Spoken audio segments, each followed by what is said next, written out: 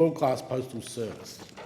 Thank you. Give the call to member for Dawson. Deputy Speaker, there has been a recent rise in disruptive and dangerous protests by extreme green activists throughout this country. In my electorate of Dawson, these extremists have engaged in protests against local businesses, blocking and locking onto their front gates just because they tended for work on Adani's Carmichael coal project. We've also seen more sinister and potentially fatal protests, such as activists illegally trespassing into hazardous operational areas and locking themselves onto gates, railway lines, large plant machinery, including coal loaders.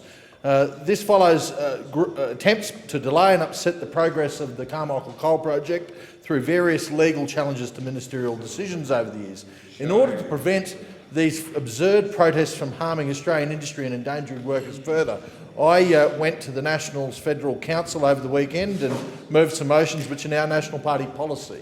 These motions include removing the tax-deductible status of any group that advocates for breaking the law or organises activities where the law is broken or engages in political activity, for example, distributing how-to-vote cards, to outlaw any action or threat of action intended to advance a political cause by coercing or intimidating government, business, the wider public, including disrupting roadways, railways or port infrastructure, and legislating to ensure that only those people directly affected by development are able to challenge decisions in the courts.